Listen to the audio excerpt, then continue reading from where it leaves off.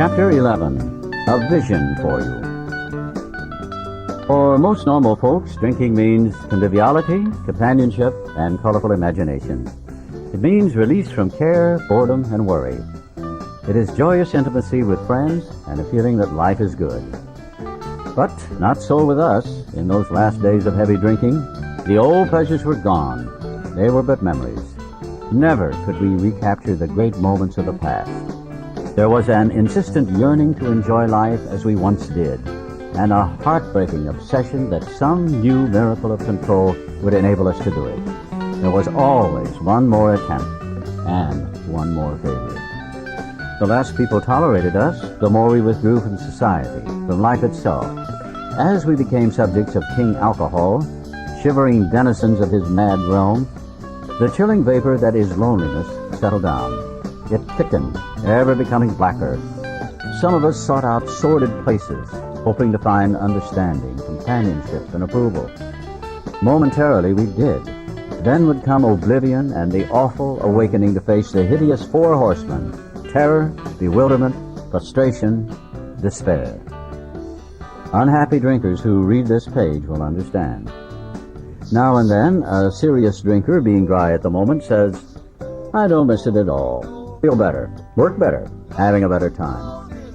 As ex-problem drinkers, we smile at such a sally. We know our friend is like a boy whistling in the dark to keep up his spirits. He fools himself. Inwardly, he would give anything to take half a dozen drinks and get away with them. He will presently try the old game again, for he isn't happy about his sobriety. He cannot picture life without alcohol. Someday he will be unable to imagine life either with alcohol or without it. Then he will know loneliness such as few do. He will be at the jumping-off place. He will wish for the end. We have shown how we got out from under. You say, "Yes, I'm willing, but am I to be consigned to a life where I shall be stupid, boring, and glum, like some righteous people I see? I know I must get along without liquor, but how can I? Have you a sufficient substitute?" Yes, there is a substitute, and it is vastly more than that. It is a fellowship in Alcoholics Anonymous. There you will find release from care, boredom, and worry. Your imagination will be fired. Life will mean something at last. The most satisfactory years of your existence lie ahead. Thus we find the fellowship, and so will you. How is that to come about, you ask? Where am I to find these people? You are going to meet these new friends in your own community. Near you, alcoholics are dying helplessly like people in a sinking ship. If you live in a large place, there are hundreds. High and low, rich and poor, these are future fellows of Alcoholics Anonymous. Among them, you will make lifelong friends. You will be bound to them with new and wonderful ties, for you will escape disaster together, and you will commence shoulder to shoulder your common journey. Then you will know what it means to give of yourself, that others may survive and rediscover life. You will learn the full meaning of love thy neighbor as thyself. It may seem incredible that these men are to become happy, respected, and useful once more. How can they rise out of such misery, bad repute, and hopelessness? The practical answer is that since these things have happened among us, they can happen with you.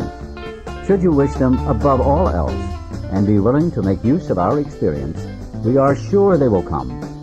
The age of miracles is still with us. Our own recovery proves that. Our hope is that when this chip of a book is launched on the world tide of alcoholism, defeated drinkers will seize upon it to follow its suggestions. Many, we are sure, will rise to their feet and march on. They will approach still other sick ones, and fellowships of Alcoholics Anonymous may spring up in each city and hamlet, havens for those who must find a way out. In the chapter, Working with Others, you gathered an idea of how we approach and aid others to help. Suppose now that through you, several families have adopted this way of life. You will want to know more of how to proceed from that point. Perhaps the best way of treating you to a glimpse of your future will be to describe the growth of the fellowship among us. Here is a brief account. Years ago, in 1935, one of our number made a journey to a certain western city. From a business standpoint, his trip came off badly. Had he been successful in his enterprise, he would have been set on his feet financially, which at the time seemed vitally important. But his venture wound up in a lawsuit and bogged down completely. the proceeding was shot through with much hard feeling and controversy. Bitterly discouraged, he found himself in a strange place, discredited and almost broke. Still physically weak and sober but a few months, he saw that his predicament was dangerous. He wanted so much to talk with someone, but whom? One dismal afternoon, he paced a hotel lobby, wondering how his bill was to be paid. At one end of the room stood a glass-covered directory of local churches. Down the lobby, a door opened into an attractive bar. He could see the gay crowd inside. In there, he would find companionship and release. Unless he took some drinks, he might not have the courage to scrape an acquaintance and would have a lonely weekend. Of course, he couldn't drink, but why not sit hopefully at a table, a bottle of ginger ale before him? After all, had he not been sober 6 months now? Perhaps he could handle, say, 3 drinks, no more. Fear gripped him. He was on thin ice. Again, it was the old insidious insanity, that first drink. With a shiver, he turned away and walked down the lobby to the church directory. Music and gay chatter still floated to him from the bar. But what about his responsibilities, his family, and the men who would die because they would not know how to get well? Ah, yes, those other alcoholics. There must be many such in this town. He would phone a clergyman. His sanity returned, and he thanked God. Selecting a church at random from the directory, he stepped into a booth and lifted the receiver. His call to the clergyman led him presently to a certain resident of the town, who, though formerly able and respected, was then nearing the nadir of alcoholic despair. It was a usual situation: home in jeopardy, wife ill, children distracted, bills in arrears, and standing damage. He had a desperate desire to stop, but saw no way out, for he had earnestly tried many avenues of escape.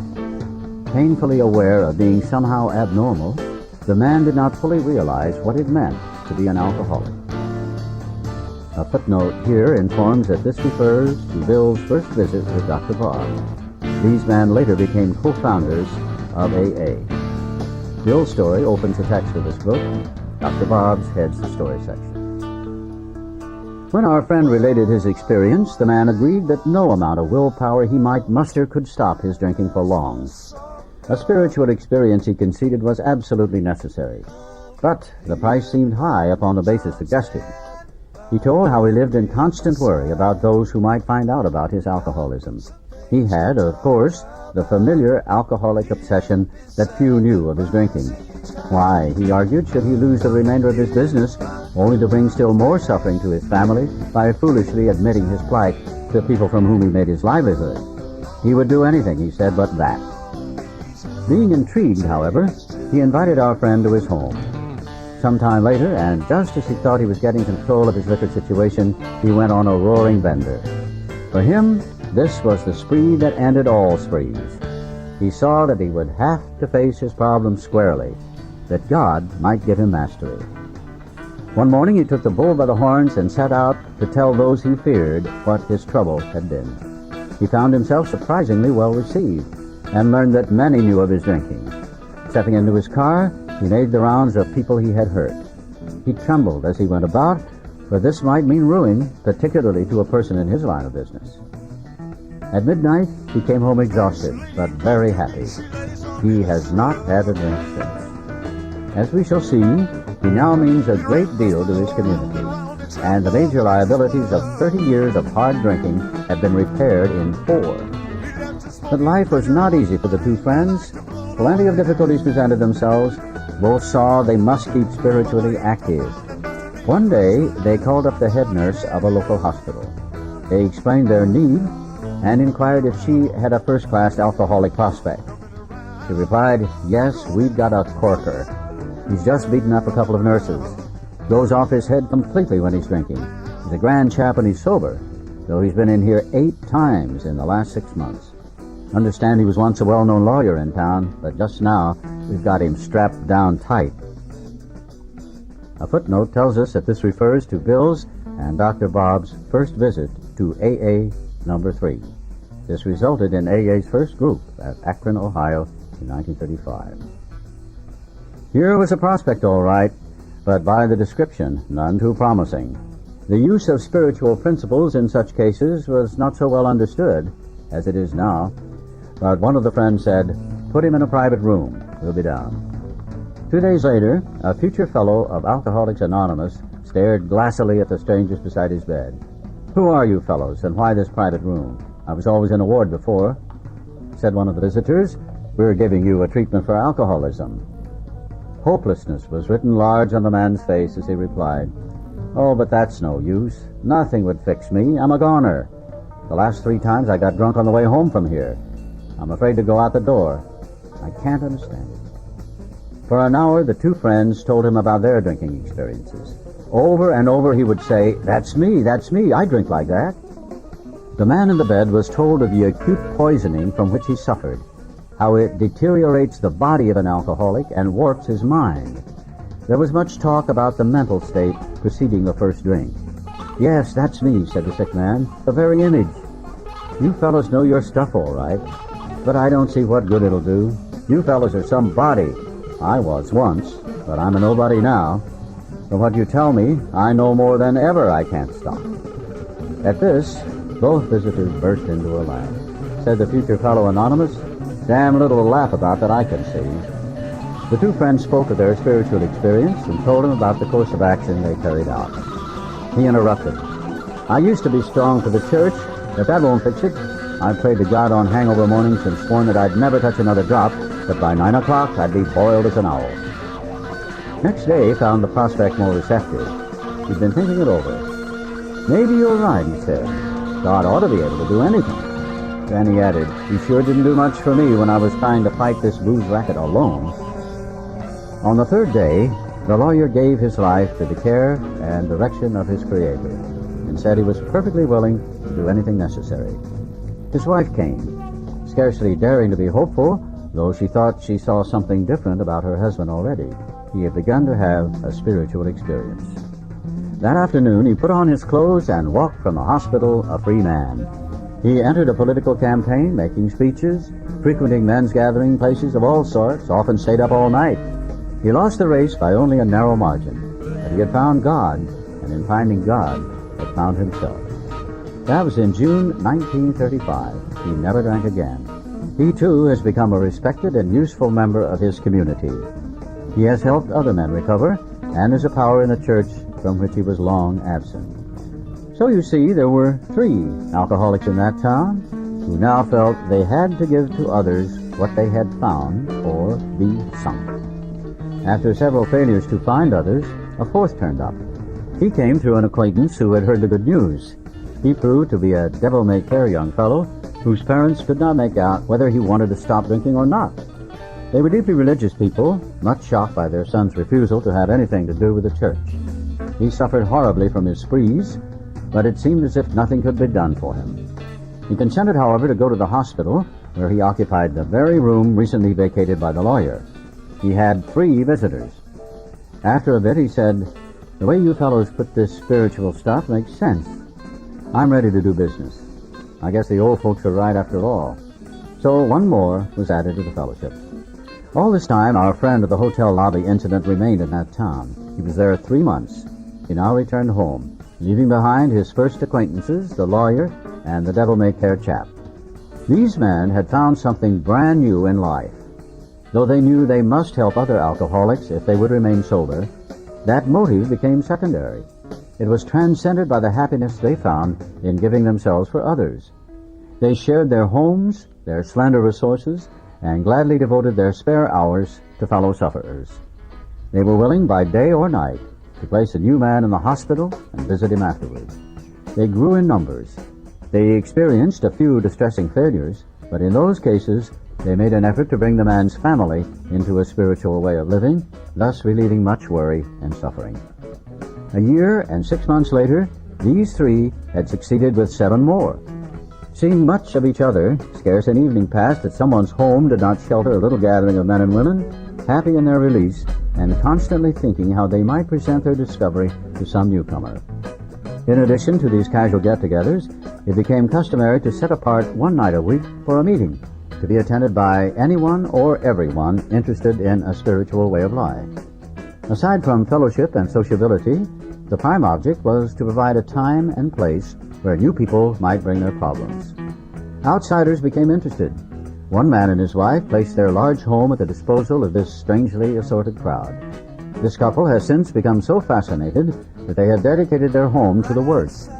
Many a distracted wife has visited this house to find loving and understanding companionship among women who knew her problem, to hear from the lips of their husbands what had happened to them, to be advised how her own wayward mate might be hospitalized and approached when next he stumbled. Many a man, yet days from his hospital experience, has stepped over the threshold of that home into freedom. Many an alcoholic who entered there came away with an answer. He succumbed to that gay crowd inside, who laughed at their own misfortunes and understood his. Impressed by those who visited him at the hospital, he capitulated entirely when later, in an upper room of this house, he heard the story of some man whose experience closely tallied with his own. The expression on the faces of the women, that indefinable something in the eyes of the men, the stimulating and electric atmosphere of the place, conspired to let him know that here was haven at last. The very practical approach to his problems, the absence of intolerance of any kind, the informality, the genuine democracy, the uncanny understanding which these people had were irresistible. He and his wife would leave elated by the thought of what they could now do for some stricken acquaintance and his family. They knew they had a host of new friends. It seemed they had known these strangers always. They had seen miracles, and one was to come to them. They had visioned the great reality, their loving and all-powerful Creator. Now this house will hardly accommodate its weekly visitors, for they number 60 or 80 as a rule. Alcoholics are being attracted from far and near. From surrounding towns, families drive long distances to be present. A community 30 miles away has 15 fellows of Alcoholics Anonymous. Being a large place, we think that someday its fellowship will number many hundreds. A footnote reminds us here that this was written in 1939. But life among Alcoholics Anonymous is more than attending gatherings and visiting hospitals. Cleaning up old scrapes, helping to settle family differences, explaining the disinherited son to his irate parents, lending money and securing jobs for each other when justified, these are everyday occurrences. No one is too discredited or is sunk too low to be welcomed cordially if he means business. Social distinctions, petty rivalries, and jealousies, these are laughed out of countenance.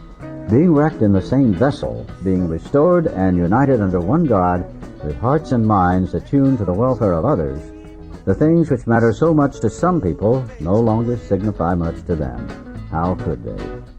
Under only slightly different conditions, the same thing is taking place in many eastern cities. In one of these, there is a well-known hospital for the treatment of alcoholic and drug addiction. 6 years ago, one of our number was a patient there. Many of us have felt for the first time the presence and power of God within its walls. We are greatly indebted to the doctor in attendance there, for he, although it might prejudice his own work, has told us of his belief in ours. Every few days, this doctor suggests our approach to one of his patients. Understanding our work, he can do this with an eye to selecting those who are willing and able to recover on a spiritual basis. Many of us former patients go there to help. Then, in this eastern city, there are informal meetings such as we have described to you, where you may now see scores of members. There are the same fast friendships. There is the same helpfulness to one another as you find among our Western friends. There's a good bit of travel between East and West, and we foresee a great increase in this helpful interchange. Someday, we hope that every alcoholic who journeys will find a fellowship of Alcoholics Anonymous at his destination. To some extent, this is already true. Some of us are salesmen and go about. Little clusters of 2s and 3s and 5s of us have sprung up in other communities through contact with our 2 larger centers. Those of us who travel drop in as often as we can. This practice enables us to lend a hand, at the same time avoiding certain alluring distractions of the road, about which any traveling man can inform you. A footnote here reminds us again that this was written in 1939. As of 1978, there are more than 30,000 groups in over 90 countries, with an estimated membership of over 1 million. Thus we grow, and so can you, though you be but one man with this book in your hand. We believe and hope it contains all you need to begin. We know what you're thinking. You're saying to yourself, I'm jittery and alone. I couldn't do that. But you can. You forget that you have just now tapped a source of power much greater than yourself. To duplicate with such backing what we have accomplished is only a matter of willingness, patience, and labor. We know of an AA member who was living in a large community. He had lived there but a few weeks when he found that the place probably contained more alcoholics per square mile than any city in the country. This was only a few days ago at this writing, 1939. The authorities were much concerned. He got in touch with a prominent psychiatrist who had undertaken certain responsibilities for the mental health of the community. The doctor proved to be able and exceedingly anxious to adopt any workable method of handling the situation. So he inquired, what did our friend have on the ball? Our friend proceeded to tell him, and with such good effect that the doctor agreed to a test among his patients and certain other alcoholics from a clinic which he attends. Arrangements were also made with the chief psychiatrist of a large public hospital to select still others from the stream of misery which flows through that institution. So, our fellow worker will soon have friends galore. Some of them may sink and perhaps never get up. But if our experience is a criterion, more than half of those approached will become fellows of Alcoholics Anonymous. When a few men in this city have found themselves and have discovered the joy of helping others to face life again, there will be no stopping until everyone in that town has had his opportunity to recover if he can and will. Still, you may say, but I will not have the benefit of contact with you who write this book. We cannot be sure. God will determine that. So you must remember that your real reliance is always upon Him. He will show you how to create the fellowship you crave. A footnote here, Alcoholics Anonymous will be glad to hear from you. Address P.O. Box 459, Grand Central Station, New York, New York, 10017. Our book is meant to be suggestive only. We realize we know only a little. God will constantly disclose more to you and to us. Ask Him in your morning meditation what you can do each day for the man who is still sick. The answers will come if your own house is in order. But, obviously, you cannot transmit something you haven't got. See to it that your relationship with Him is right, and great events will come to pass for you and countless others. This is the great fact for us. Abandon yourself to God as you understand God. Admit your faults to Him and to your fellows. Clear away the wreckage of your past. Give freely of what you find and join us. We shall be with you in the fellowship of the Spirit, and you will surely meet some of us as you trudge the road of happy destiny. May God bless you and keep you until then.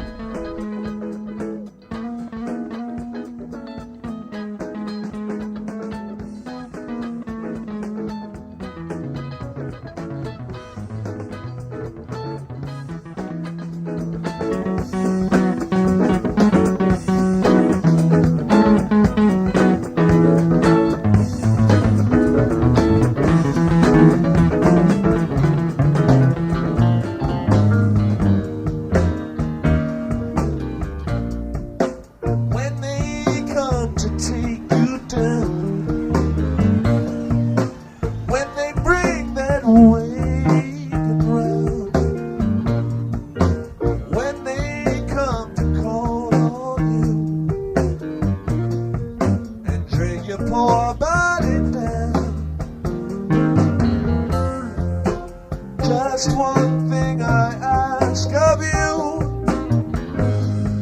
It's just one thing for me. Please forget you, my name, my darling, sugary. Shake it, sugary. Just don't tell her me, no. Shake it, sugary. Just don't tell her, no.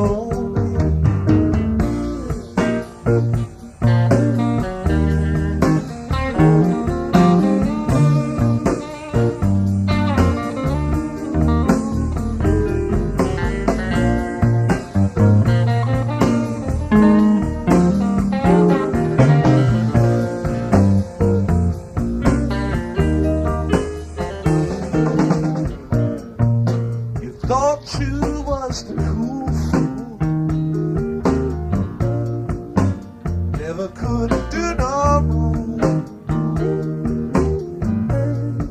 You had everything sewn up tight. How come you lay awake all night long? Just one thing I ask of you. There's just one thing for me. Please forget you knew my name, my darling, Sugaree. Shake it, Sugaree. Just don't tell her, no. Shake it, Sugaree. Just don't tell her you know.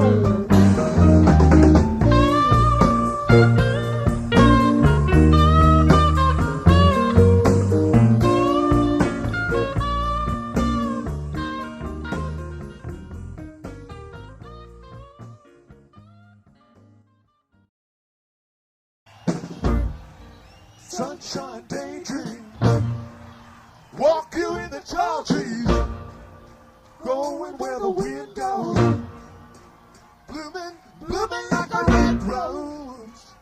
So come on over sweetly, I'm waiting, I'm walking on the sunshine, sunshine daydream, sunshine daydream, come on over daydream. Sunshine daydream, come on, sweet dream. Sunshine daydream.